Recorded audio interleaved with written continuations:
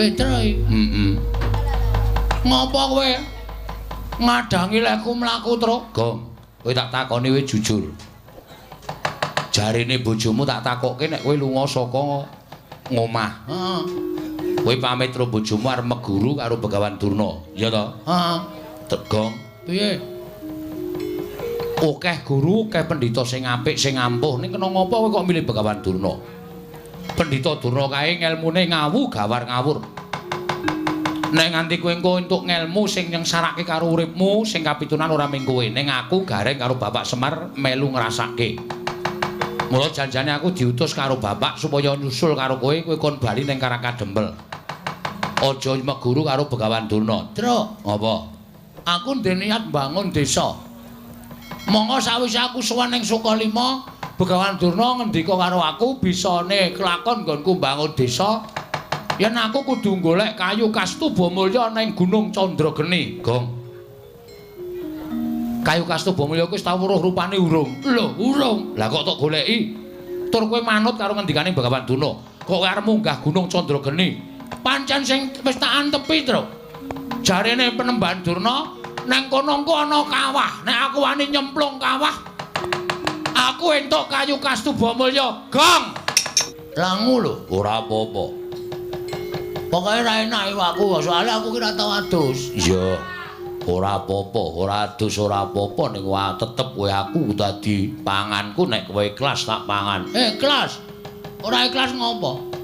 Wong mati ki kagungane sing gawe urip kok. Upama aku tok pangan, aku mati, terus kowe dawa umurmu, kuwi padha karo aku wis entuk kanugrahan saka sing gawe urip dene aku iso nyambung uripe sedulurku. Kowe nadyan lagi lahi tepung. Wah. Wong kok apike kaya ngono. Pancen aku iki kondang becik kok. Aku iki kondang apikan kok. Mula nek kowe arep mangan karo aku mangan ora masalah. Ikhlas. Ikhlas jan dolan-balan iki kok. Oh, lah dalah yen ngono mapano. Ngendi sikik sing kudu tak pangan. Manut. Ndak sikik apa ning atos. Dadak nempukke. Nek arep empo ya kene iki. Ning kene iki sok metu gase lho. Nek kene madhes ngono kowe muntah-muntah. Moh aku. Apa kene iki malah sadurunge rene nang kene sikik kene luwih jemek. Piye?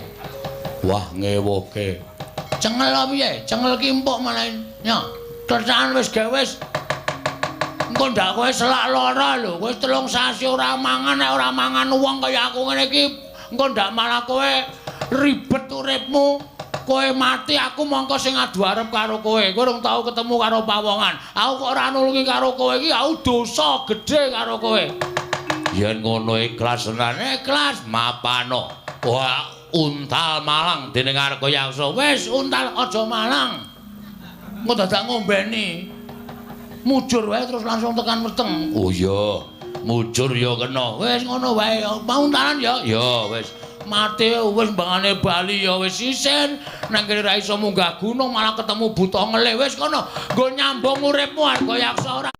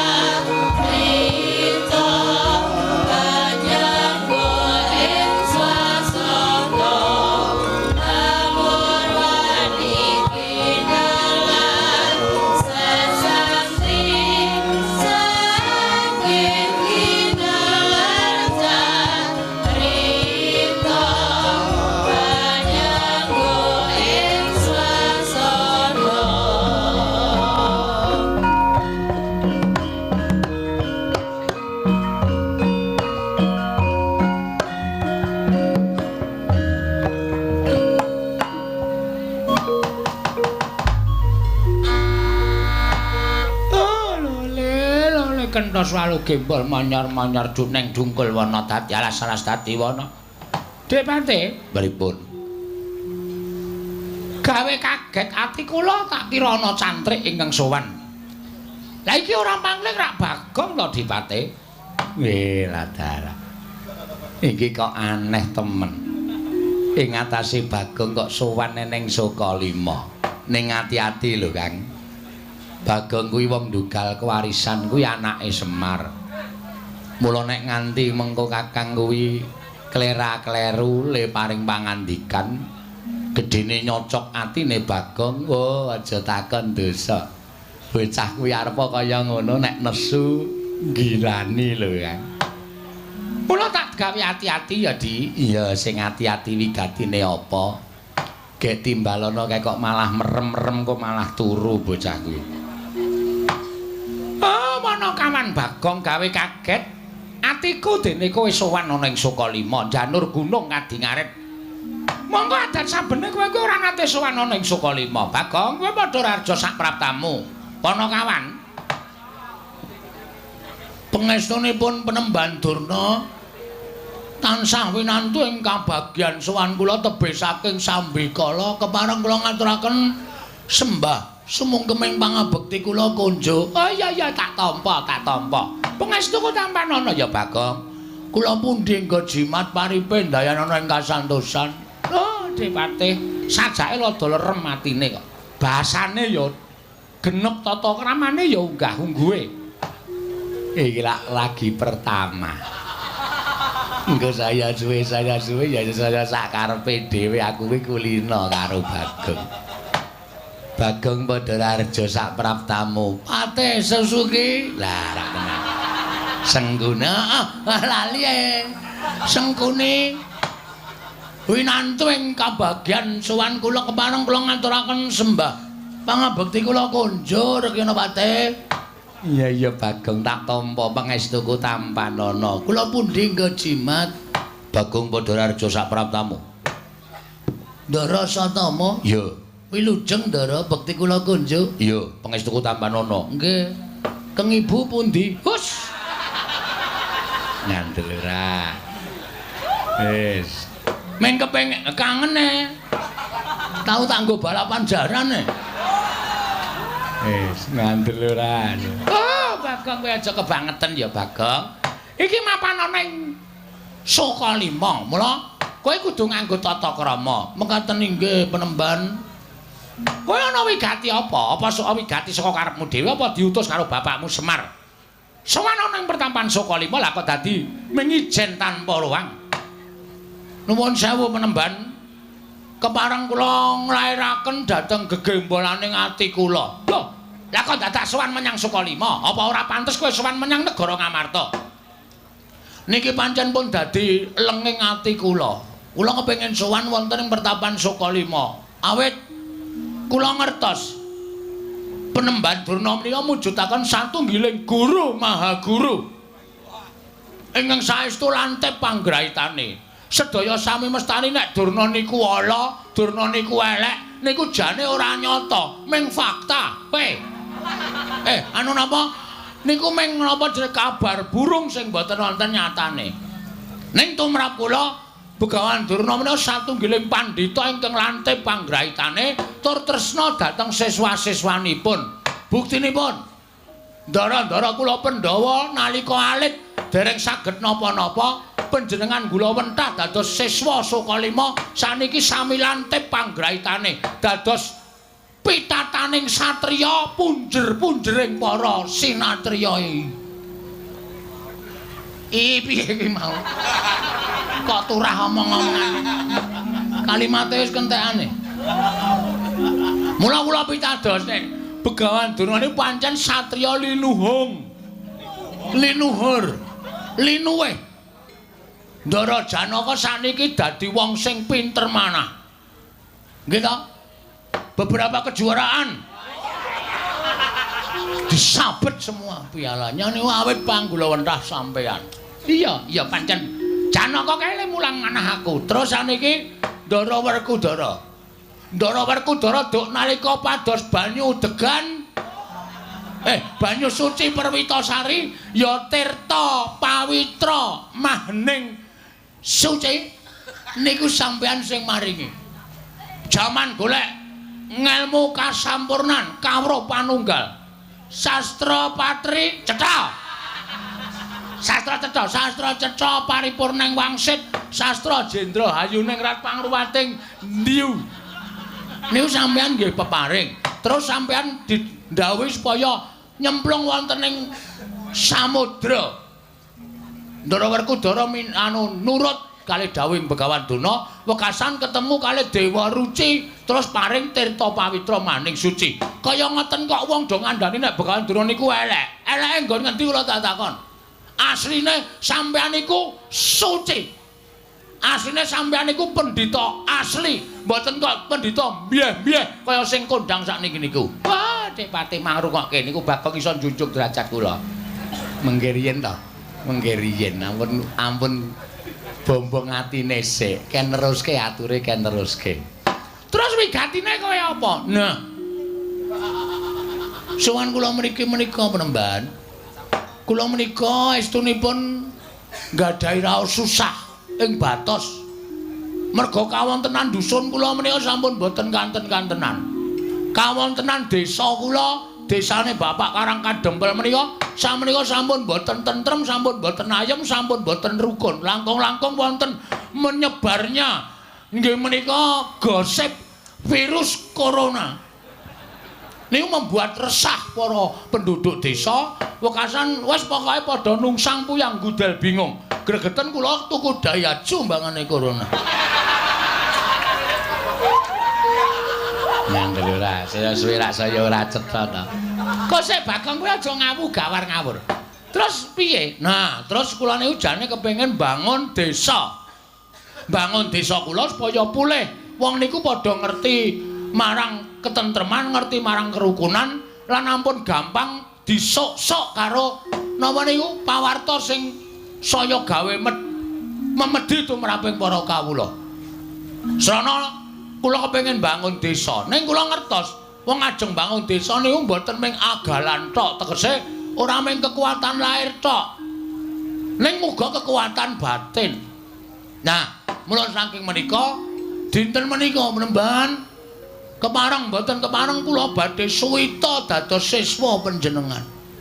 Kula dados cantrik panjenengan lan mugi paduka Sang Maha Guru kula keparenga maringana wejangan ngelmu kekuataning batin tumraping kula menapa kekuatan batin kedah kula upaya wonten pundi papanipun.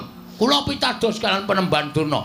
Napa sakrep pengendikaning Penemban Durna badhe kula nut, kula badhe ngestokaken dawuh. Cekap semanten atur kula menawi wonten lepatipun anggen kula ngunjuk atur kiranging parama sastra lan kiranging basa diagung pangaksami wekdal kula aturaken dhateng Bapak Pranatacara matur sembah nuwun. Piye, Kang? Mangke riyen Dipati, mangke riyen. Niki wonten srana ning sampean meneng mawon. Oh nggih. Lho, kok sik Bagong?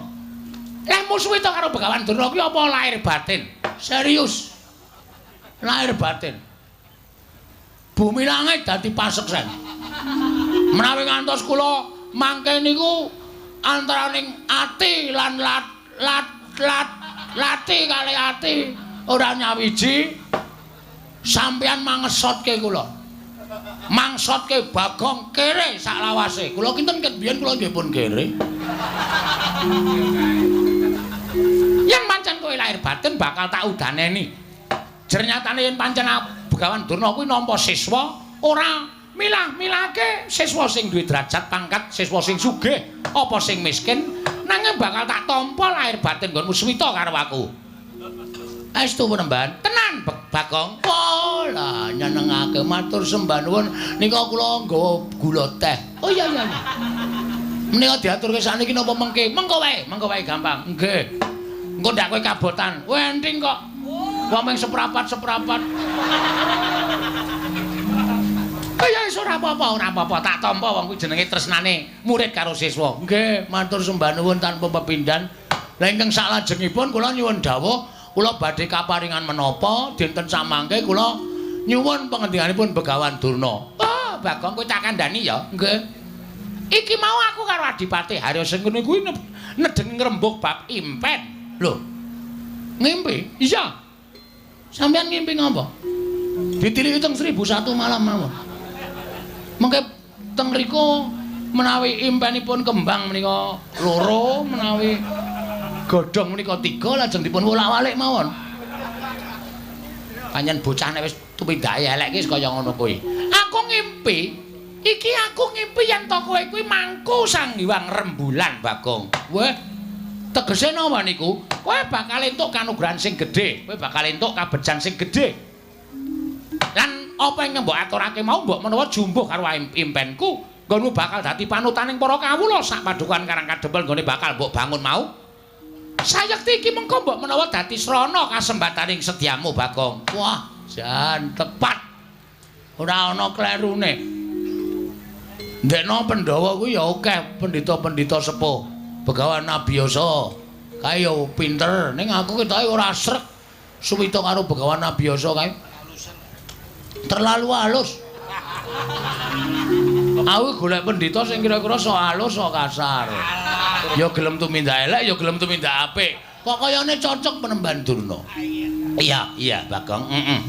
Matur sembah nuwun Penemban. Lajeng impenipun menapa?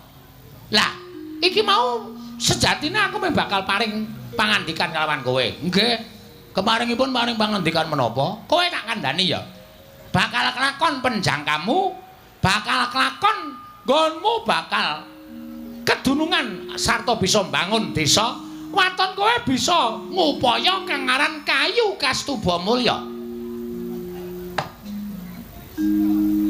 Kayu Kastubamulya? Iya. Kowe dadi srana syarat wangunaning desa ing kemapan ana ing panggonanmu. Yen kowe bisa nggayuh Kayu Kastubamulya, mbok menawa kowe bisa sak traju sak babak karo Raden Werkudara, siswaku duk nalika semana. Lha madosi teng pundi niku? Niku toko kayu do enten mboten nggih? Nek Kayu Kastubamulya kuwi dudu kayu sak lumrahe. Ning kayu kuwi kayu nduweni daya. Kayu kuwi nduweni kekuatan. Kayu kuwi kayu sing malati. Sarta kayu ing saben wong ora nduweni. Ya kuwi Kayu Kastubamulya. Terus anggenipun ngupati wonten pundi? Nah, kowe tak kandhani. Kayu Kastubamulya kuwi papane ana ing Gunung Candrageni. Waton kowe bisa munggah ana ing Gunung Candrageni, iso nggayuh Kayu Kastubamulya. Apa ingkang mbok jangka bisa kasembatan? Pewangunaning desamu bakal ngrebda ngrembaka para kawan Bagong. Kakyatri sang kapirangu rinangkul kinempit kembit.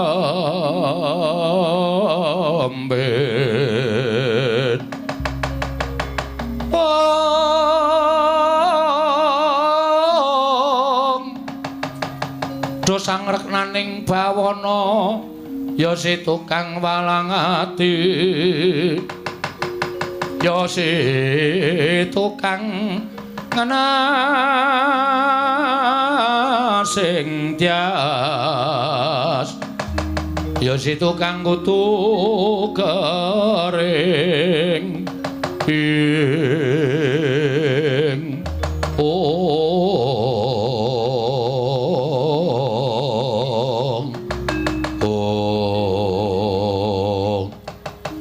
Gunung Candrageni ini pundi? Gunung Candrageni kuwi sak pinggire Gunung Mahameru. Kuwi mapan ana ing ana Tibrasara, kowe munggah ning Gunung Candrageni. Ing kono ana wujuding kawah. Kowe nyemplunga jroning kawah. Kowe modar iki engko. Nuwun sewu. Kula mlebet wonten telenging kawah. Kowe mlebu ning telenging kawah. Mengko jroning kawah kono kowe bakal nemokake wujuding Kayu Kastubamulya. Nun sewu, napa kula mboten pejah, Bagong? Kowe kelingan ora Werkudara? Ora ana jamak lumrahe wong kang padha ngias karo pengendikaning Begawan Durna. Wong akeh wong kang ora padha percaya karo Begawan Durna ing atase golek ngelmu kok nyemplung telenging samudra. Nanging ngelmu kuwi papane menyang endi papan wae. Waton percaya kowe karo gurumu, mesti kowe bakal entuk ngelmu. Kowe entuk ingkang ndok jangka, kowe entuk ingkang bakal mbok gayuh. Oh nggih. Nggih ngestakaken dawuh. Nek wis mantep ya mantep, yen iya ya iya, yen ora ya ora. Yen wani aja wedi-wedi, yen wedi aja wani-wani. Kuwi kudu mbok cekel sing kukuh bakuh. Nggih, siap, siap. Wani ora? Wonten. Nek ming nyemplung kawah wae wonten, pun mboten napa-napa. Kula urip ya ming doyak-oyak dep kolektor kok. Lha wong kula nyemplung teng kawah wae malah entuk ya kelakon mulya, ora entuk ya modar teng mriku mboten napa-napa. Oh, bagus. Yen pancen kaya mangkono kowe mangkat to. Dina iki dina ingkang prayoga. Dina iki wektu ingkang apik tibane ratu yen napa engko gayuh bakal iso kasembadan. Nune nggih ngestaken dawuh. Nyuwun pamit penembahan matur sembah nuwun nggih sampun paring ilmu kalian kula. Oh iya Bagong wis ora dadi ngapa. Rekyana Pate kula nyuwun pamit. Ya Bagong sing ati-ati aja kaya bocah cilik. Ndara Satama kula nyuwun pamit. Ya Bagong sing ati-ati aja kaya bocah cilik. Nune nggih sampun nggih penembahan. Oh iya Bagong tak sangoni puja sesanti. Nereng sambi kala sak laku jantramu. Muga-muga kasembatan penjangkamu. Nyuwun pamit tambahing pangestu sing ati-ati aja kaya bocah cilik Ponokawan Bagong.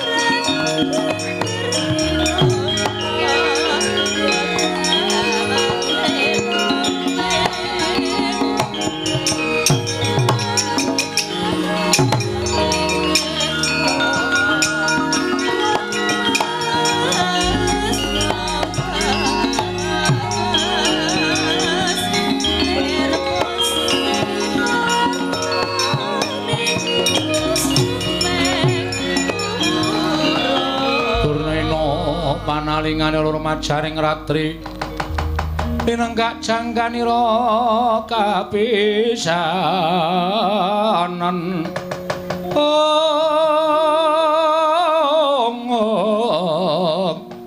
aning perang Bratayuda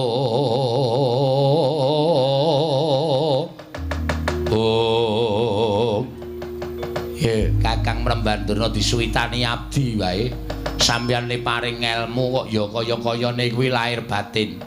Nek ngoten pancen cetha nek Kakang Mrembandurna niku lahir ndedheple teng Astina nanging batin sampeyan ngrangkul marang para Pandhawa. Oh, mangke rimpin to Depate, mangke rimpin.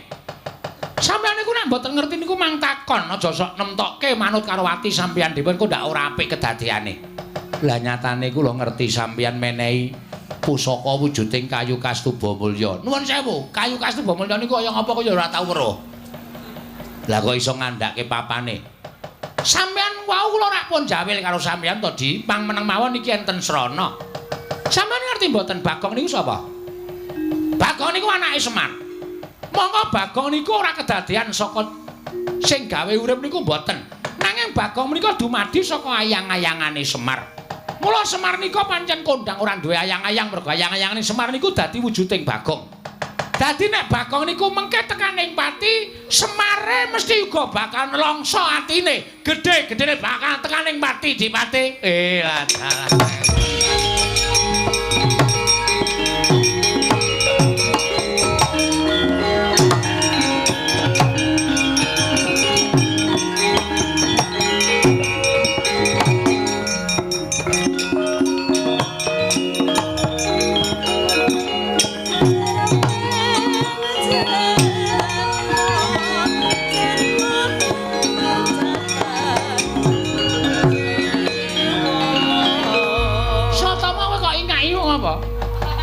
bola-bali nek Ponokawan edan le mlaku medal Jawi kala wau mepet kula jebul sambi nyopet dompet kula.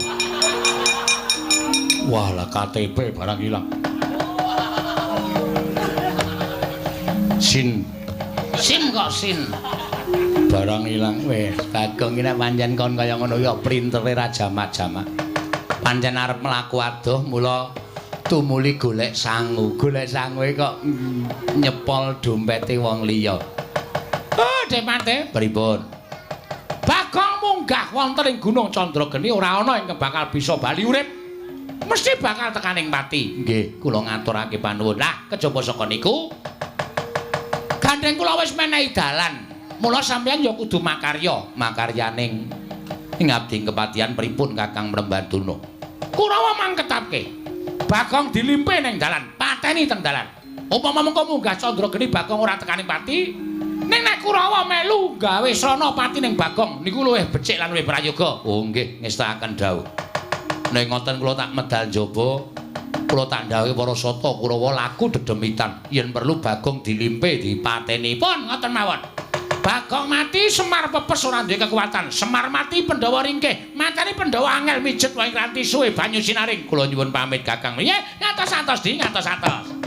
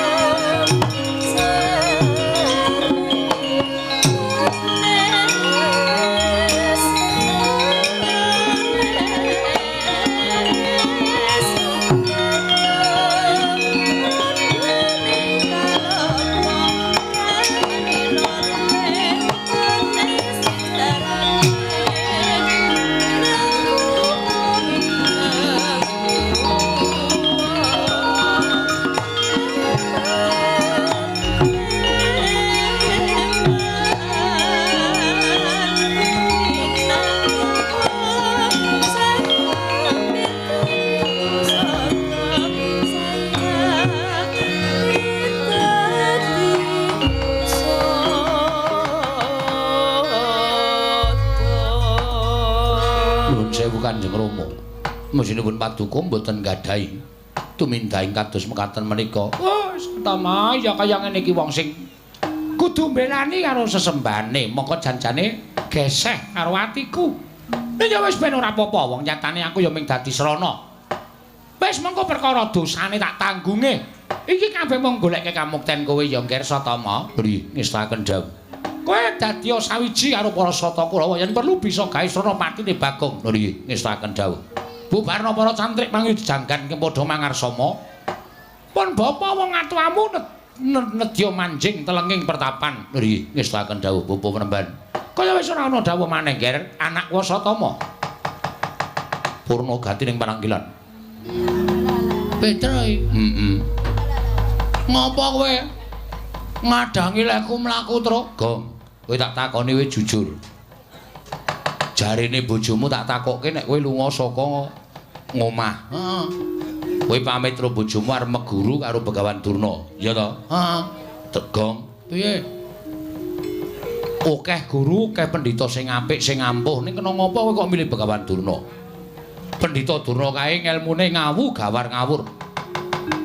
Nek nganti kowe engko entuk ngelmu sing nyengsarake karo uripmu, sing kapitunan ora mung kowe, ning aku gareng karo Bapak Semar melu ngrasake. Mula janjane aku diutus karo Bapak supaya nyusul karo kowe kon bali ning Karangkadempel. Aja meguru karo Begawan Durna. Truk, apa? Aku ndek niat bangun desa. Monggo sawise aku sowan ning Sukalima, Begawan Durna ngendika karo aku bisane kelakon nggonku bangun desa. Yen aku kudu golek kayu Kastubamulya ning Gunung Candrageni, Gong. Kayu Kastubamulya kuwi tau weruh rupane urung. Lho, urung. Lah kok tok goleki? Tur kowe manut karo ngendikane Begawan Durna. Kok kowe arep munggah Gunung Candrageni? Pancen sing wis tak antepi, Tru. Jarene Penemban Durna, nang kono engko ana kawah. Nek aku wani nyemplung kawah, aku entuk kayu Kastubamulya, Gong.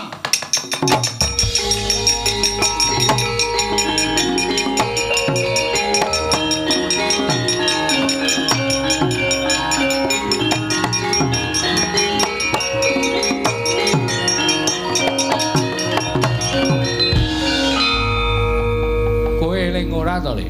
Hah? Sing jeneng kawah kuwi papan sing panas. Panase ngungkuli panas geni ana ing Marcapada. Nek nganti kowe mlebu jroning kawah kuwi mau, kowe mati, Gong. Truk, mbok ora sok ndisi sing keparenge sing gawe urip. Mati urip ora saka cangkemmu. Mati urip saka kersaning sing gawe jagat. Kowe kalingan ra? Jaman Ndara Werkudara golek banyu suci Perwitasari kon nyemplung segara. Aku terinspirasi saka Ndara Werkudara. Ndara Werkudara nekat nyemplung segara wae ora mati malah entuk tirta pawitra maning suci. Aku ya tak nekat nyemplung kawah. Kowe modar. Ora. Kok iso omong nek ora? Werkudara wae ora mati kok. Ndara Werkudara beda karo kowe, Nyuk. Suwe-suwe mangkel aku ngandani karo kowe iki. Minggir ta kowe ora usah ganggu kekarepanku to. Kowe lunga. Ya wis ning ngene bae. Nek pancen kowe ora gelem tak jak bali ngene bae, Gong. Yo tak ewangi yo. Piye carane golek ning aja nyemplung? Ora aku arep tetep nyemplung, aku ora ngadus barang dasare. Aku arep nyemplung, ora sah, rasa nyemplung goleki saka dhuwur, munggah Gunung Candrageni ya kena. Ning digoleki saka dhuwur. Ora, wis to kowe mulia.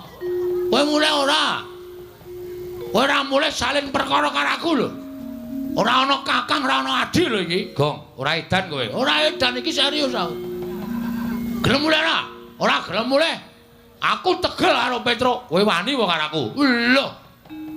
Sing tak wedeni apamu aku nek kaya ngene iki ora wedi sapa-sapa, Tru. Aku nek wis katokan abang ngene iki wis nekat. Ora usah dadak pisan-pisan kowe dadak ridu lakune Bagong. Gong, aku njaluk karo kowe mulya tenan lho.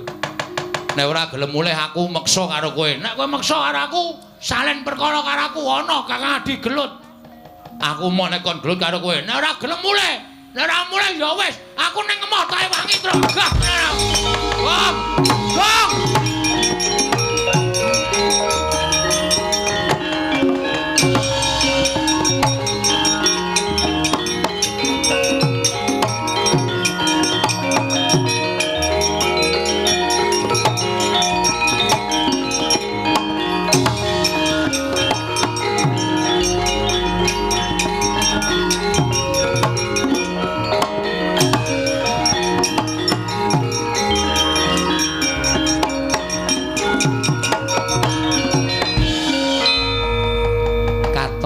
Melayu-melayu nasak Karang Pradisan Kurawa nggone laku dedemitan tegese pacak baris aja nganti kawistara dening Bagong. Ih, Paman. Sampun cetha menika pelajaripun Bagong Kartomarma wonten timbalan. Jupuka tombak sing ampuh utawa sing landhep clorongan tombak saka kene si Bagong. Yen Bagong kena tombakmu tekaning pati ngendikaning Kakang Premban Durna, Bagong kuwi nyawane Semar. Bagong ki ayang-ayangane Semar. Yen Bagong mati, Semar mesti melu tekaning pati. Mara coba Bagong lepas ana pusaka. Yen pancen tekaning pati, kowe karaku wajib munjuk atur ngersanipun anak Prabu Duryudana. Lho nggih, ngestaken dawuh saking mriki. Aja ketok lho, Nggir. Aja ketok lho, ndak ketara. Ndak ketara.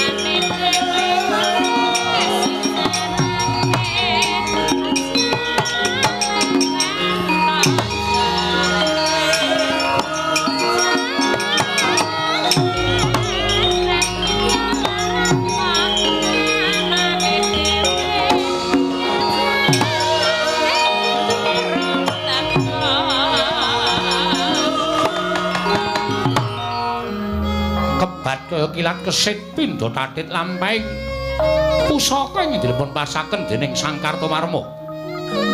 Mawi daya kemandhen mila pelajari datan kasak netra. Kilura Bagong datan Prayitna. Kenging dadane nalika semanten konta kaprapal kendang kapracondang mbuh tibane wonten pundi papan dununge. Kagiat Kilura Petruk kantong bolong nyuwunupi kawontenanipun ing rayi Kilura Bagong.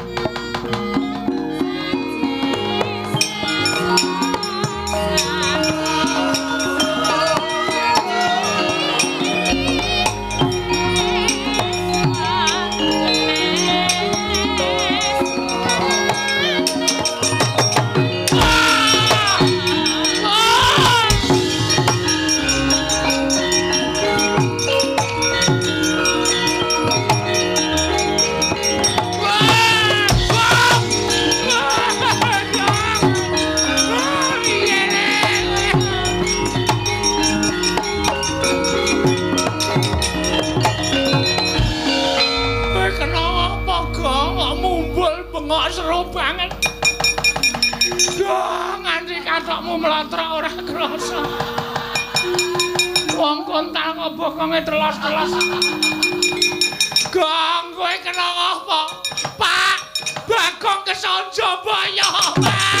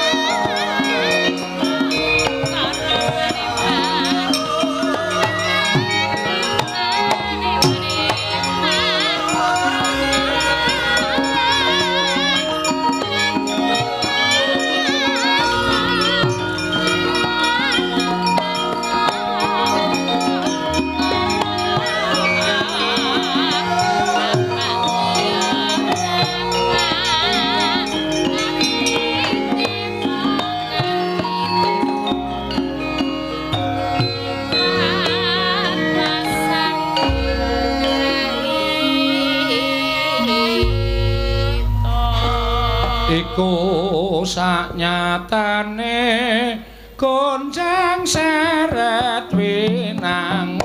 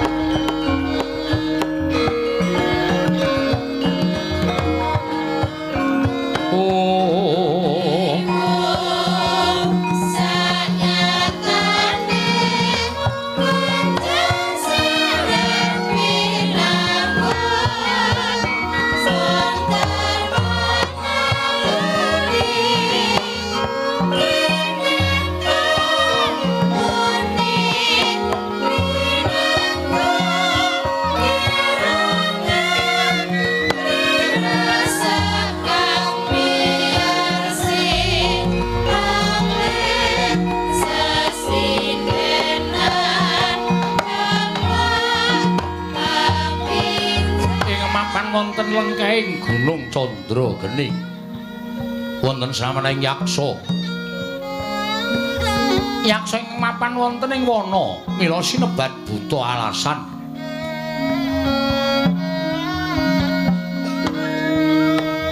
ingkang nami Dedya Kala Harga Yaksa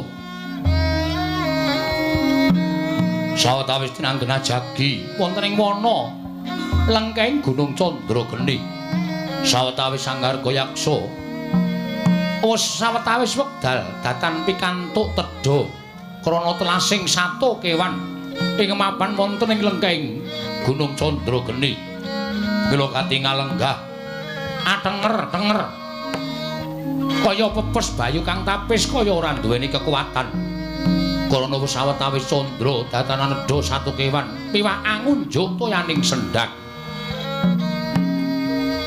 Krana mangsa ketiga satemah asat toyaning sendhang dadi bingung-bingulungan ing cipta Sang Argayaksa meminta dhateng panguwasaning dat mugi pikantuk penanging dawata sageta pikantuk tedha wonten ing madyaning wana lenggahing Arga Candra Geni dadi kumangkono jering pangandika Sang Yaksendra ingkang dereng kababaring lisan.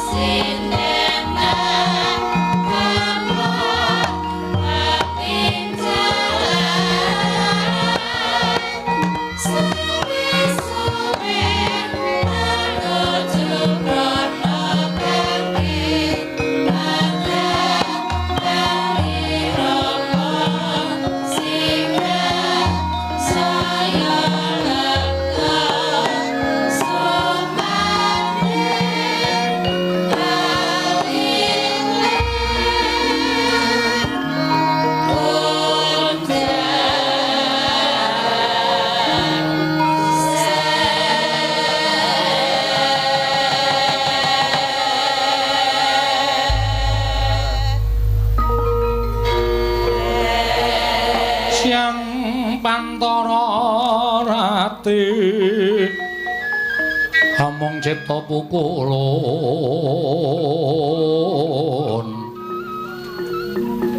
Om tanono liwan kaeksi mila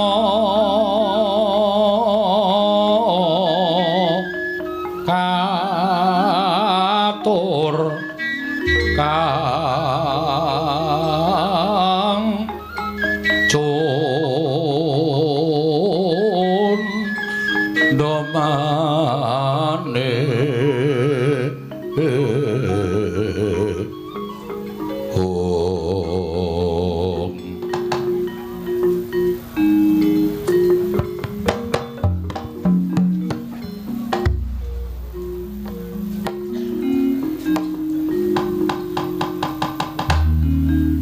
Sasat rageng ulun sumembah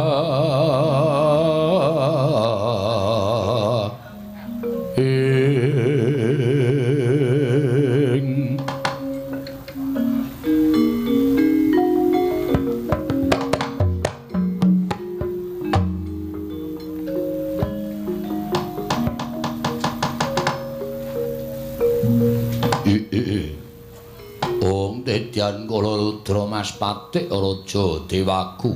Oh la dalah. nganti bersasat kaya wis ora kuat ganggonku njemangkahake suku ngrembiyake asta merga wis ora kuat kaya wis kelangan otot bebayu suwene nggonku golek pangan ana ing alas bersasat kaya wis sinumpet dening panguwasaning para dewa aja kok wujuding kidang menjangan kethek wae kaya wis entek aja kok wujuding kethek nadyan mregul wae kaya wis ora ana dumadakan ketiga ngerak angagak-agak tetesing banyu dan ora teka mula sendang-sendang padha asat pendak esuk nggonku golek tetesing banyu embun supaya isa nelesi marang tenggok nanging ewadene kaya sinumpet dening panguwasaning dewa oh ladalah la apa ten bakal tekaning pati aku mapan ana ing alas kene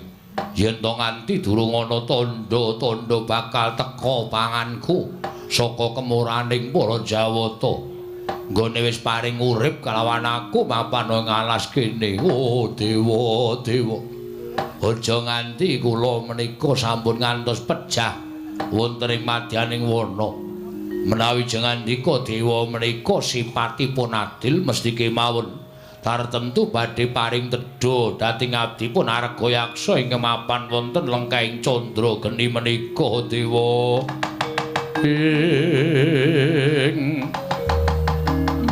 rikat lampahing rata tanpantara prapteng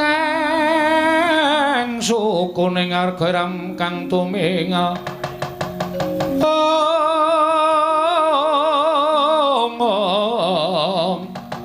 Ram kang tumingal dendeng saengga praja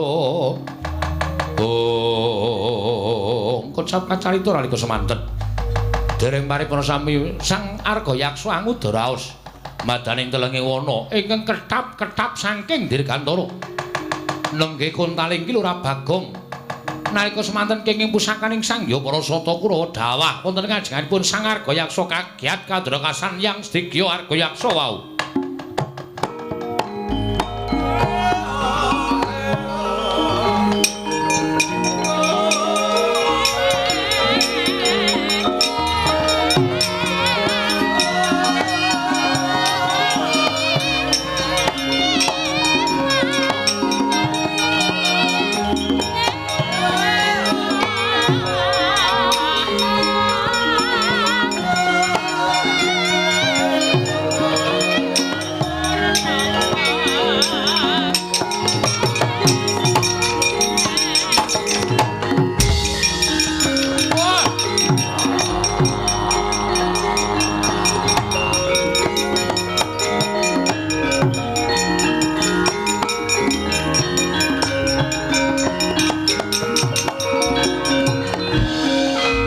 Trisang kapirangu pinangkul kinempit-kempit dosang regnaning bawana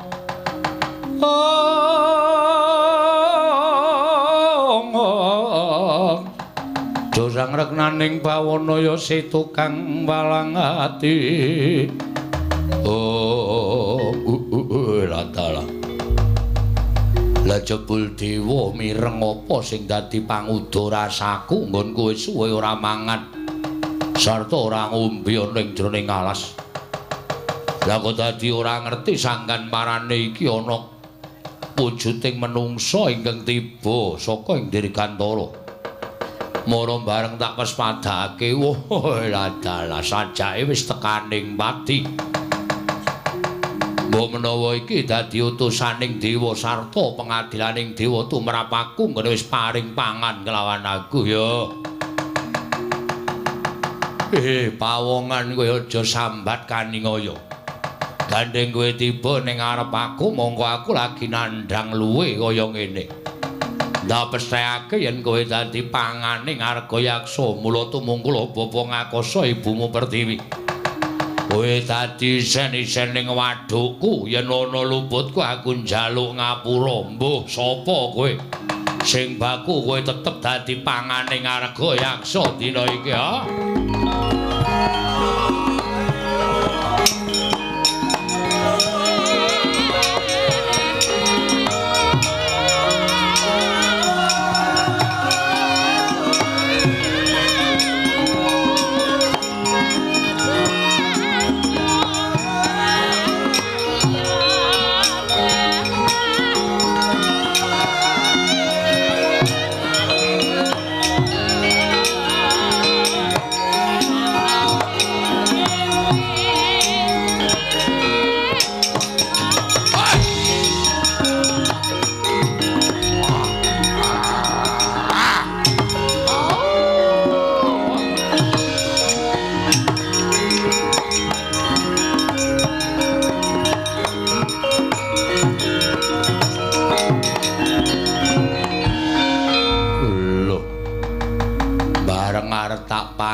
kok tangi.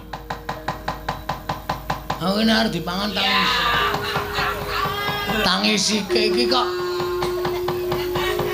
Aku kok ora krasa kena pusakane Kurawa ketoke lho. Ana mak jelek ning dada terus kontal. Aku isih sadar ning antariksa iki aku isih iso eling aku bengok-bengok kok. Terus pet ra eling Purwadasina kok ngerti-ngerti tekan ning kene. Ki kono gendruwo dengkulmu melocot. Iki sapa e? Lho, kowe iso urip. Heeh. Kowe tiba ning ngarep aku. Lho, aku tiba ning ngarepmu. Iya. Kowe sapa? Kowe takon karo aku ingkang jaga lengkeng Arga Candrageni. Aku Harga Yaksa. Harga Yaksa. Kowe sapa? Aku Bambang. Tenan apa piye? Udu, Ding. Sapa? Joko. Wah, sing tenan sing ngendi? Ora, aku Bagong. Bagong. Heeh. Bagong wong saka ngendi? Aku saka Karangkadempel, anake Semar. Anake Semar. Heeh. Ngopo kok tiba ning ngarep aku? Niatku arep munggah ning Gunung Candrageni. Aku sing jaga Gunung Candrageni. Nah, gandeng kowe sing jaga Gunung Candrageni. Aku njaluk palilamu ya, Harga Yaksa. Njaluk palilah piye? Lilanana aku tak munggah ning Gunung Candrageni. Sik. Kowe arep golek apa ning Gunung Candrageni? Aku nampa dawuh pangandikaning guruku. Gurumu sapa? Begawan Durna. Aku kon golek kayu Kastuba Mulya ning tengah-tengahing kawah sing mapan ana ning Gunung Candrageni. Oh, lala kowe nglalu. Kawah kuwi awane panas. Kawah kuwi panase ngungkuli geni Madyapada. Yen kowe nyemplung kawah kowe tekaning pati. Aku duwe keyakinan kok, Harga Yaksa. Kowe duwe kapercayan piye? Mati urip ki ora saka kawaning, mati urip saka kersaning Gusti. Mula nek guruku dawuh aku kon nyemplung kawah, aku ya arep nyemplung. Mergo aku ki sawijining siswa sing ngabekti marang dawuh perintahe guru. Ning gurumu njlomprongke karo kowe ora ana wong golek kayu Kastuba Mulya kok mapan ning telenging kawah. Selagine aku wae sing tunggu Harga Candrageni iki durung ngerti wujuding kayu Kastuba Mulya. Mula kowe kuwi janjane dijlomprongke karo gurumu ning kowe ora krasa. Masa guru kok njlomprongke? Ora ana guru kok mulang karo muridé kok gawe bodho. Iki guru ngendi ora mungkin. Mergo aku ndek kapercayaan guru ki nek wis dawuh lahir batin kudu tak tindakke. Terus Aku tak munggah ning gunung kene. Syarate ana. Syarate apa? Bayar. Ora. Aku ora butuh duit. Terus aku kudu kon ngapa? Waton kowe iso ngalahke aku, kowe kena munggah Gunung Candrageni. Piye kira-kira kowe wani karo aku apa ora? Yen kowe iso ngalahke aku, kowe munggah Gunung Candrageni. Yen kowe kalah karo aku, kowe dadi panganku tak lebokke ning wadhuku. Waduh. Wah, berat iki. Aku mungsuh kowe. Iya, nek iso menang munggah gunung, yen ora iso menang kowe tak dadekke panganku. Wis ngene wae. Bangane dadak gedabikan kesel.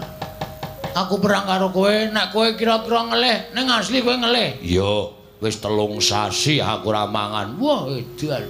Ah, nek aku wis modar aku kowe. Aku 2 jam ora mangane emah. Terus Aku panganen wae. lho, kok kon mangan piye? Bangane dadak gelut tur aku mesti kalah mungsuh kowe. Tinimbangane aku kalah mungsuh kowe wis ngene wae nyonya, wis aku pasrah wis. Ora entuk kayu Kastuba Mulya ya ora apa-apa, sing penting aku iso ngewangi uripmu, iso nyambung karo uripmu ki tumrap aku wis ngujudake sawijining sedekah. Mula nek kowe arep mangan karo aku mangan ora apa-apa, ning ya kuwi iwakku ra enak lho. Ora apa-apa. Langu lho. Ora apa-apa. Pokoke ra enak iwakku, soalnya aku ki ra tau adus. Iya. Ora apa-apa, ora adus ora apa-apa ning wae tetep kowe aku dadi panganku nek kowe ikhlas tak pangan. Ikhlas. Ora ikhlas ngopo? Wong mati ki kagungane sing gawe urip kok. Upama aku tok pangan, aku mati, terus kowe dawa umurmu, kuwi padha karo aku wis entuk kanugrahan saka sing gawe urip dene aku iso nyambung uripe sedulurku. Kowe nadyan lagi lahi tepung. Wah. Wong kok apike kaya ngono. Pancen aku iki kondang becik kok. Aku iki kondang apikan kok. Mula nek kowe arep mangan karo aku mangan ora masalah.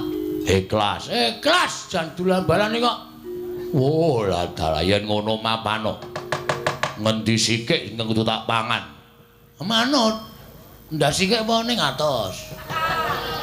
Dadak nempukke. Nek arep empo ya kene iki. Ning kene iki sok metu gase lho. Nek kene madhes ngono kowe muntah-muntah. Moh aku. Apa kene iki malah sadurunge rene nang kene sikik kene luwih jemek. Piye? Wah ngewuhke. Cengel apa piye? Cengel ki empuk malah. Nyok, tersakan wis gawe wis. Engko ndak kowe selak lara lho. Wis 3 sasi ora mangan, nek ora mangan wong kaya aku ngene iki, engko ndak malah kowe ribet uripmu. Kowe mati aku mongko sing adu arep karo kowe. Kowe urung tau ketemu karo pawongan. Aku kok ora nulungi karo kowe iki, aku dosa gedhe karo kowe. Yen ngono ikhlas tenan, Ikhlas. mapano. Wah, untal malang dening Arga Yaksa. Wis untal aja malang. Engko dadak ngombeni. Mujur wae terus langsung tekan weteng. Oh iya, mujur ya kena. Wis ngono wae. Mauntalan ya. Ya wis. Mati wis mbangane Bali ya wis isin. Nang kene ra iso munggah gunung malah ketemu buta ngelih. Wis kono. Nggo nyambung uripmu Arga Yaksa ora apa-apa. Aku yakin ikhlas.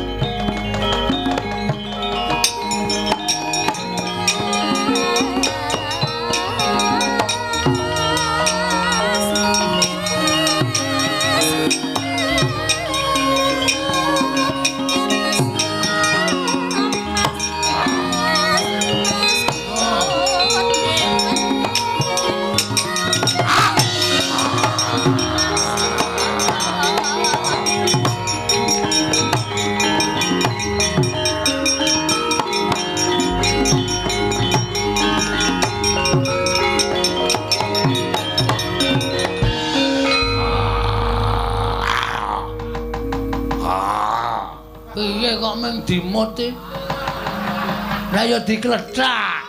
Aku meng risi. Kowe iki rung operasi amandel to? Wah. Kok isih nyentrol semene gedene. Wah, wong apa ya iki? Wong dipang kok malah omong wae. Hak tamani siung pengapit demancep nang gulumu modar kowe. Wis gawe dadi tamani siung cempit. Pengapit, pengapit. Wis sisan gawe wis nggon pas nganu nadi. Ning nggon pas nadi engko langsung mati aku nek mengko ora pas nadi mah kejel-kejel lara banget kundan. Ya, iya wis gawe wis. Tareng samar pamoring sukma sinukmaya. Sinukmaya winayu ing asepi.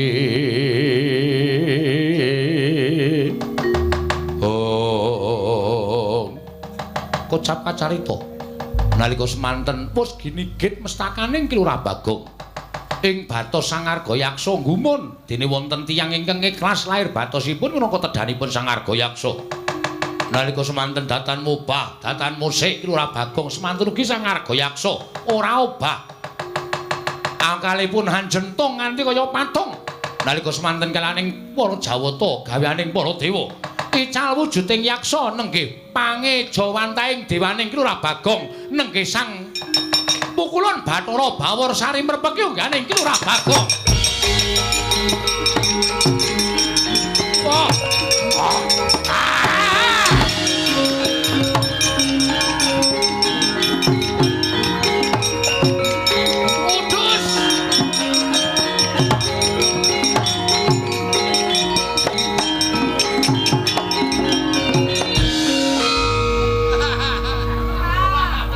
Iki kok aku malah ngedhep kaca pengilon.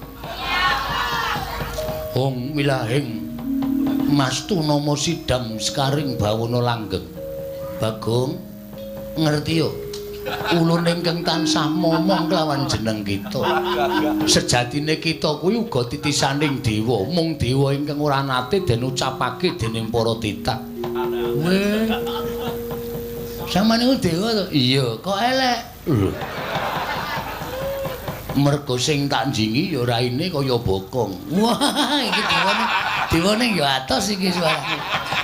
Panjenengan sinten asmane? Ulun Bathara Bawursari. Ulun Bathara Bawursari ingkang tansah momong kita saksuwene kita wujud Bagong kaya ngono Panakawan. Aduh, pukulun.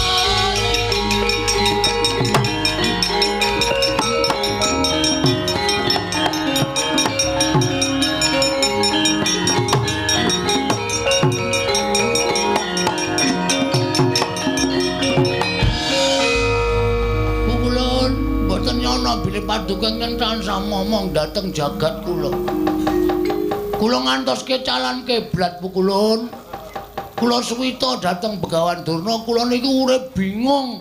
Kula arep ngopo, arep kepiye, kudu apa sing tak tindakke. Jebul kula koncatan panjenengan. Panjenengan membo dados yaksa.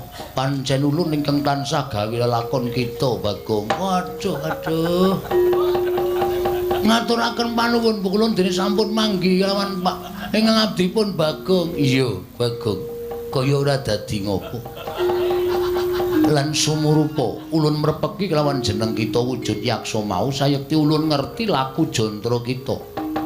Ulun kepingin jajal kelawan lahir batin kita. Jebul kita kuwi nadyan ala rupane nanging pakarti kita ngungkuli kelawan wong-wong sing becik pasuryane. Ikhlas sabar ora awel kelawan pati kuwi ingkang ndadekake ulun bombong telenging penggalih ulun Bagong. Sampeyan kok kaya kula. Ulun saksuwene momong kita kuwi ya sak ora-orane solas laganing ulun tiru kelawan jeneng kita. Mengkaten pukulun. Iya. Lan napa to kang dadi karep kita? Teko kita suwita Begawan Durna sarta ngupaya kayu kastuba mulya. Pikulan, pukulun. Ngaten nggih pukulun, estunipun kula menika kepengin bangun desa. Mergi menapa? Kawontenan desa sakmenika sampun bubras langkrah boten kanten-kantenan. Kepengin para kawulanipun menika kula rukunaken langkung malih. Kula damel tentrem, kula damel rukun lan damel manunggal dhateng para kawula sanesipun saengga tetunggalan manunggal tunggal cipta rasa karsa lan karyanipun pukulun. Apa ingkang dadi gegayan kita kuwi bener mekaten pukulun. Nanging Begawan Durna paring dawuh kedah ngupaya wujudipun kayu kastuba mulya pukulun. Bagong wonten dawuh apa ingkang dadi gayuhan kita mau sayekti jebul saknyatane dudu kita ingkang tanggung jawab. Sebabe menapa pukulun? Karang Kadempel kuwi ke bawah keperintah ngendi? Karang Kadempel menika ke bawah keperintah negari Ngamarta.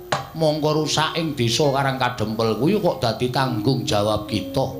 Ing mestine dadi tanggung jawabing para Pandhawa, nanging sabab apa? Teka para Pandhawa wisuh lumuh ngentasi perkara. Malah kita ingkang budidaya mbangun desa Karang Kadempel. Yen to kaya mengkono ora ana pigunane Pandhawa dadi songsong pengayomaning para kawula, teka ora gelem nyumurupi rusak ing desa Karang Kadempel Bagong. Terus mula kang sangka kuwi satenane iki dudu pakaryan kita, nanging gandeng kita wis duwe niat saka pamrayoga ulun Bagong, kita kudu ngelingake lawan para Pandhawa. Yen kita bisa ngelingake marang para Pandhawa supaya eling yen to duwe wewengkon kang aran Karang Kadempel ingkang dina iki lagi rusak kahanane. Mula para Pandhawa kudu gelem dandan-dandan Karang Kadempel. Ewadene Pandhawa ora gelem dandan-dandan Karang Kadempel, cetha yen to Pandhawa ora pantes minangka dadi songsong pengayomaning kawula sak negara Ngamarta Bagong.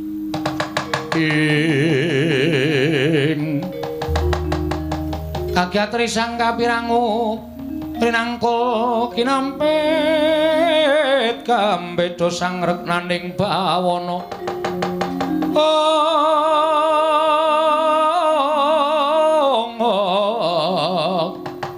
Ya si tukang walang ati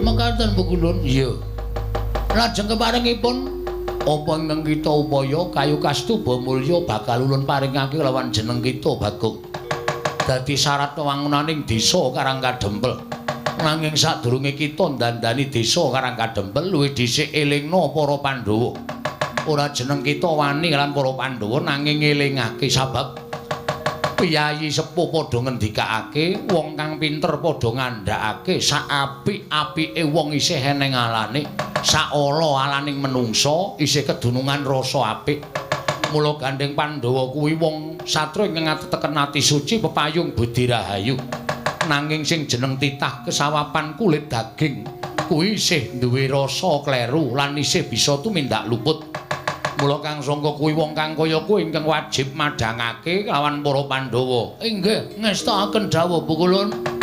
Lajeng kepareng paduka mala gage tampan ana kayu kastuba mulya ingkang kita upaya Bagong.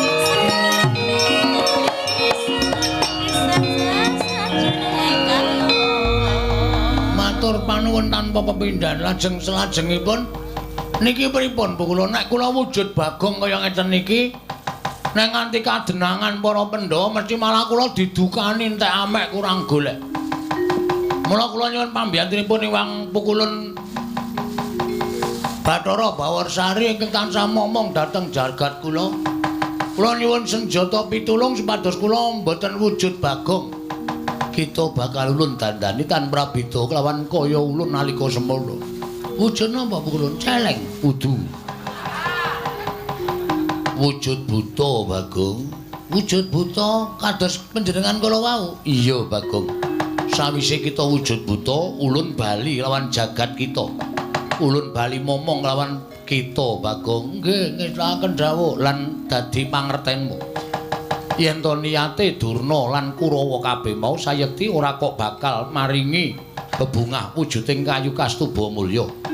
Nanging mun dadi srana nggone bakal padha kepengin gawe patimu. Sabab kita kuwi dumadi saka ayang-ayangane Semar. Ulun ingkang diutus dening Sang Hyang Jagat Giri Pratingkah kinen manjalma wujud titah saka asal mulane alan ayang-ayanganing Semar Badranaya. Mula kita ulun dandani wujud yaksa kaya ulun alun bali manjing anggo kita. Nun nggih ngestakaken dawuh. Sawise kaya mengkono kita budhal marang Praja Ngamarta. Barang wamuk ning Praja Ngamarta. Wah, mengke nek wong-wong Pandhawa mboten wonten sing ngalahke kula, aja kuwatir. Iki dadi sarana Pandhawa eling lawan desa Karangkadempel supaya Pandhawa uga mbantu kelawan nggon kita duwe niat bangun Karangkadempel. Ngestakaken dawuh Bu Kulun. Megenga napas sawetara Panakawan Bagong tan samar pamoring sukma sinukmaya winah ya ing asepi sumiben teleng ing kalbu pambukaning warana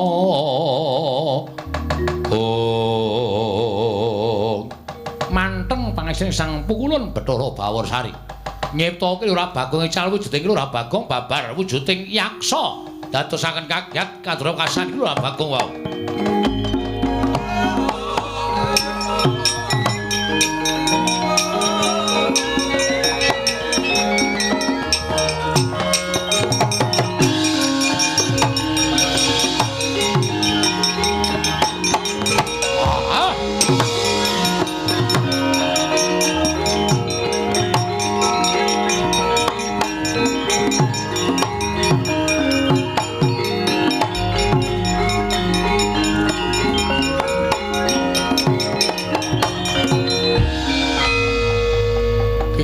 wujud bali kaya asal mula nalika ulun mimba yaksa. Nggih, Pukulun. Lajeng kepareng Paduka Pukulun kados pundi? Ulun manjing sajiwa ning ngangga kita. Kanthi wujuding kayu kastuba kula bakal dadi wong kang digdaya sekti kalintang jayaning perang. Tumuli budhal marang negara ing Amarta. Elingna para Pandhawa yen to Pandhawa duwe kewajiban uga mbangun desa. Ora mung Karang Kadempel nanging desa-desa ing minangka dadi wengkoning negara Ngamarta kuwi wajib digatekake dening para Pandhawa. Iki ngestaken dawuh Pukulun monggo latri manjing angganipun ingkang ngabdi. Kosek kita arep nganggo jeneng sapa? Waduh la menika ingkang repot. Lah dipun keparengaken kula menika wujud buta, kula badhe mawi tenger dedya buta galak. Nganggo jeneng sing apik, Bagong. Nggih, kula bingung mawi nami napa. Jajal Werka. Wah, menawi jajal kudu tumbas. Jajal kok ora tuku, aja ngecul. Ulun dudu panggeculan. Ulun manjing nganggo kita inggih ngestaken dawuh. Koko Prabu Ndarawati. Inggih wonten dawuh Yayi. Rawuh Paduka Kanjeng Koko Prabu. Saestunipun namung badhe kula suwuni priksa krana sampun wonten pinten-pinten pisowanan. Kakang Semar Badranaya mboten ketingal sowan. Menggah menapa ingkang dumados wonten ing Praja utawi ing Karang Kadempel. Nuwun sewu. Mesinipun Paduka Yayi Prabu mboten sisah nyuwun priksa dhateng Raka ing Dwaraka. Krana mesinipun Paduka Yayi Prabu tumunten utusan nglawan kadang kula ing Jodipati menapa dening Madukara supados niti priksa kawontenanipun Kakang Semar. Nanging sabab menapa dene Paduka Yayi mboten utusan nglawan kadang kula panenggak tuwin panengah supados analiti kawontenaning Karang Kadempel. Koko Prabu estining manah namung badhe nyuwun priksa dhateng jengandika Kanjeng Koko Prabu krana kuwatosing manah kula menawi Kakang Semar menika nggadahi raos kagelan penggalihipun dhateng para Pandhawa tumunten sak mangke sowanipun Dimas Werkudara menapa dene Janaka upami kula utus wonten ing Karang Kadempel malah saya damel kodheng penggalipun Kakang Semar mila tumunten sak mangke estining manah nyuwun priksa langkung rumiyin dhateng Paduka Kanjeng Koko Prabu menggah kawontenanipun Karang Kadempel. Yayi nadan ingkang Raka ing Ndarawati sampun sawetawis mboten pinanggya kelawan Kakang Semar Badranaya mila ingkang Raka mboten saged ngaturaken kawontenanipun Kakang Semar wonten menapa dene sampun pinten-pinten pisowanan mboten sowan ngersa Paduka Yayi Prabu malah saking pamrayoginipun ingkang Raka ing Dwaraka monggo gandeng sak mangke ingkang Raka sampun sowan wonten Garing Amarta menapa mboten langkung prayogi menawi Pandhawa tetinjo dhateng Karang Kadempel Yayi. Rekat lampahing rata tanpa ndara prapteng sukuning arga ram kang tuminga dendeng saengga praja busekan kang pratangga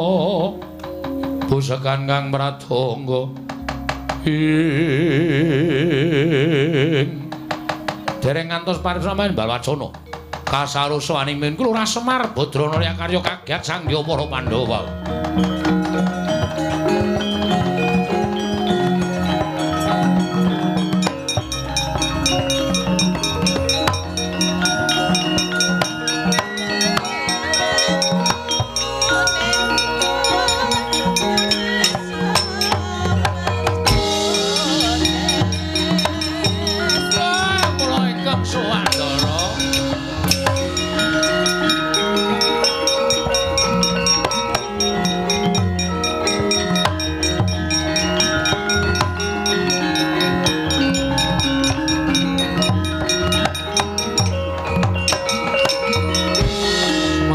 Den mrayetna semoriris eka balik titiyane gandayane Kakang Semar ning apa malah kepasang yogya katuju inginu dene dina samengko Kakang Semar nedheng dadi pirembaganing negara Ngamarta malah dina iki tumuli sowan marang Praja Ngamarta. Nanten lepat kula nyuwun pangapunten. Sawetawis panci kula mboten sowan mergi kawontenan Karang Kadempel Ndara. Ingkang mboten kanten-kantenan kawontenanipun kawula tebih saking raos tentrem. Pokokipun menawi kula aturaken menika mangke panjang ingkang langkung wigatos kawontenanipun Karang Kadempel menika dados kawigatosanipun anak kula Bagong. Dumunten Bagong kepengin bangun desa. Srana piyambakipun pados kekiyataning batos suwita dhateng Begawan Durna. Rawong kemawon kula menika wis elek-elek ning Bagong wegah dielikake. Wekasan Durna paring dawuh Bagong iso kuwat bangun desa yen to nganggo syarat sarana kayu kastuba mulya. Ngendikanipun Pendhita Sokalima kudu golek eneng nginggiling Gunung Candrageni, Bagong kudu nyemplung telenging kawah. Ning kula ngerti kabeh niku pancen pangreka dayaning Kurawa ingkang duweni watak angkara budi candala. Mboten gething lan sengit kalih pendhawane ning klebu abdine ya melu digethinghi melu disengiti dening Kurawa. Petruk wadul kalih kula nek Bagong kena pusakaning Kurawa. Kendhang kapracondhang kontal kaprapal sak menika mboten dipun mangertosi wonten papundi papan dunungipun Ndara.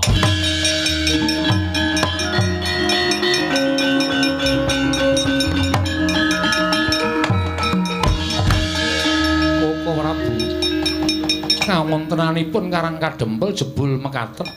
Ketitik Kakang Semar pinten-pinten pisuwanan boten kepareng sowan. Wonten magepokan lelampan kalian Bagong nyatanipun sampun dipun aturaken dening Kakang Semar Badranaya. Kula nyuwun dipun biyantu Ndara. Anak kula Bagong pripun, Pak? Ketiwasan, Pak.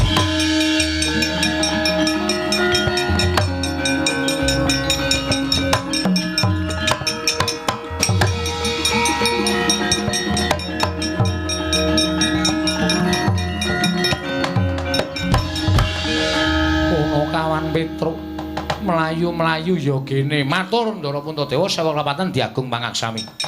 Nedhengipun kula tenggo wonten alun-alun negari Ngamarta mboten wonten sangkan paranipun dugi. Kula mboten mangertos saking pundi asal mula bukanipun wonten yaksa ingkang ngamuk punggung Suratamta Nirbaya Nirwikara Werkudara Janaka Jakaya bocah cilik.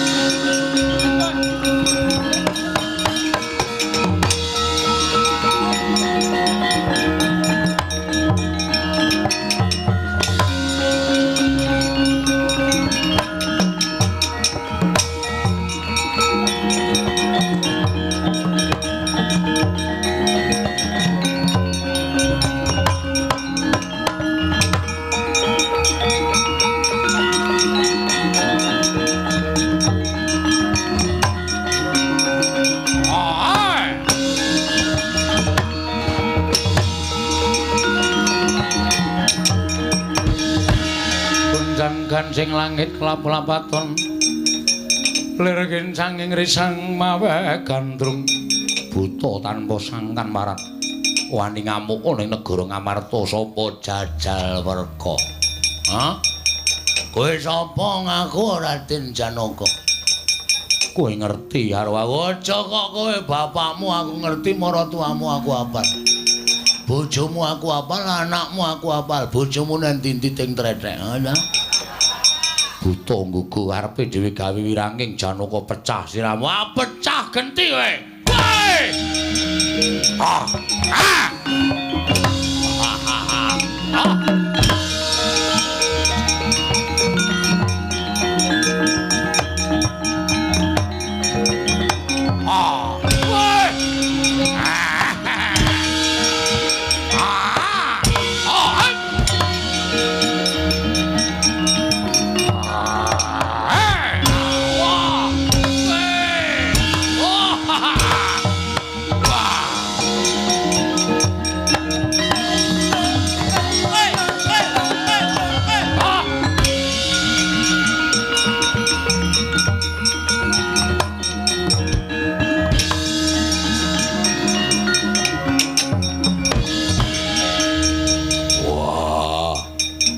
ning buta rambuté digelung kaya aku. Oke, salon buka. Apa dikira ra entuk gelung kaya kowe? Wah, deplok dadamu, deploke jahe kowe. Wah! Wah!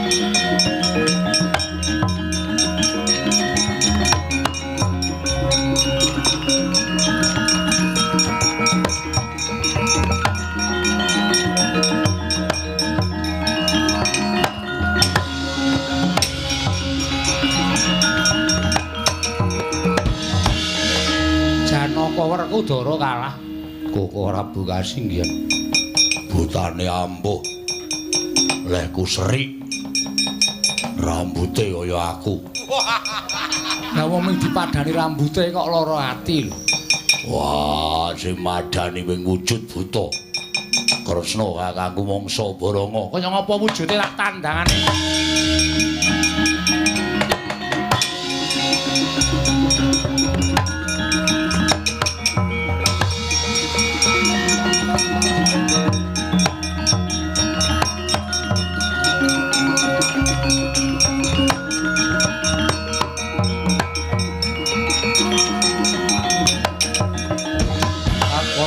Kresna tan tulursa mring Sang Resi Jahnawi Suta ing jagat Dewa Bathara jagat Pangestungkara kena dayane apa lah kok dadi iso wujud buta kaya mengkono kowe oh lah dalah buta kok anggere perang leren ning warung tuku wedang perang leren meneh ning warung ngobo kopi buta apa kae tibane Kyai Senjata Cakra lakon babar jatining wujud pate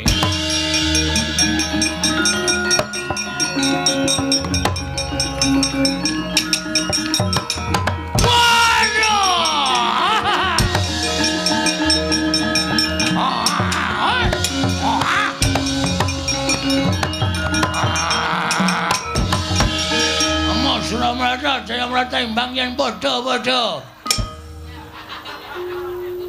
Wis malih aku. Wis ngono kok. Apa? Wah, badar iki. Ora kowe kok dadi buta barang ngopo? Protes. Lho. Protes karo sapa? Demo. Dalam rangka ora trima. Karo sapa? Pandhawa. Kon tengan kene. Dokon rawa mrene, aku arep matur karo Pandhawa kabeh.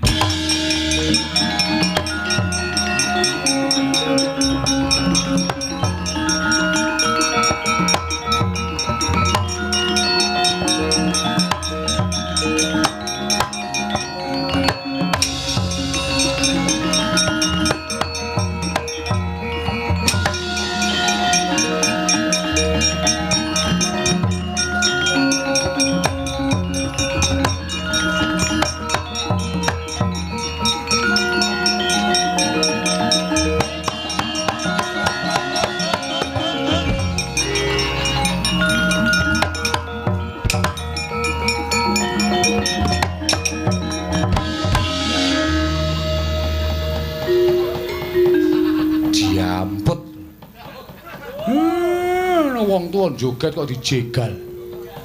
Ana kawan Bagong. Nggih. Bagong. Nggih. Bagong. Nggih. Nggih, Bagong. Kowe sik. Bagong. Nggih. Aja dhisik kowe. Nggih. Selak kesusu iku lho. Iya. Alon-alon. Bagong urip. Maksudnya aku kon mati. No ya. Sik, Pak. Diem, Pak. Nuwun sewu. Kula nyuwun tulung Ndara Kresna supados nglempakaken para Pandhawa menika istunipun kula ajeng nyuwun prisa. Sampeyan dadi pengarep niku nuwun sewu sing manggatekke napa-napa sing teng jero kedaton nggih. Napa-napa sing teng kiwa tengening negara. sing nang Karang Pradesan sing nang gunung-gunung ora tok gatekke. Ya ngono kuwi napa pripun minangka dadi pengarep. Kudune sampeyan iku adil. Kudune sampeyan iku tansah tedhak niti priksa dhateng para kawula. Kula kandhani nggih, Gus. Karang Kadempel niku owa-owane werna-werna. Kawulane aja ora rukun, kabeh ora tentrem. Mula nganti kula tak rewangi lunga saka Karang Kadempel pamrih kula. Nek Semar niku wis ketuwan kon bangun. Mula sing kudu bangun nggih anak-anake niki.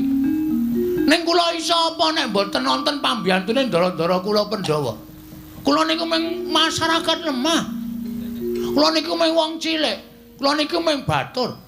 Selagine kula sing derajate batur wae duwe gagasan bangun desa. Lah sampeyan sing gadah wewengkon kok tanpa mikir wewangunaning desa Karang Pradesan niku nuwun sewu, iso delengke apa ora? Nek ora iso delengke ora masalah. Tak bangune dhewe. Ning kula ora arep suwita karo sampeyan. Kula ora arep suwita karo ndara-ndara Pandhawa. Saniki sampeyan penak, saniki sampeyan iso lenggah duwe derajat, duwe pangkat. Kok terus ora nyawang ngisor, sing mangsa wang dhuwur terus. Mengko nek klilipen ngrekoso lho sampeyan. Ngoten. Napa-napa sing dumadi enten ngandhap niku manggatekke. Ngoten. Karang Kadempel niku bapak ya iso apa wis tuwa. Bapak niku bangun kayangan wis ping pira ya, Pak ya? Heeh. Bangun kayangan, bangun SPBU. Bangun taman pariwisata nggih ta, Pak? Heeh.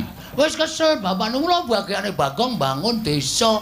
Ning nek Bagong ora dibantu sampean-sampean ora bakal Bagong nglakon bangun desa. Lah manunggaling sampean minangka Gusti kula kalih para kawula tetunggalan manunggal iso bangun desa mujudake rakyat ingkang tentrem ayem manunggal rukun tunggal cipta rasa karsa lan karyane mujudake negara ingkang adil makmur warata tias bagya mulya mengkono. Nek kula ora wani matur ngenten iki sapa sing arep wani matur kaya ngenten iki? Kula minangka dadi wakiling masyarakat nyuwun karo sampeyan mawi sesandheyan kalih para masyarakat kawula alit bangun wewangunan, bangun desa, bangun kutha supaya kabeh katon sae, katon endah, katon becik, katon ayem lan katon tentrem. Mengko ndak selak sampean dirasani kawula lho. Nek wis kebacut ngrasani, wah wis saya tipis kapercayaning kawula karo sampean, saya ngrekoso sampean dadi nalendra ndara.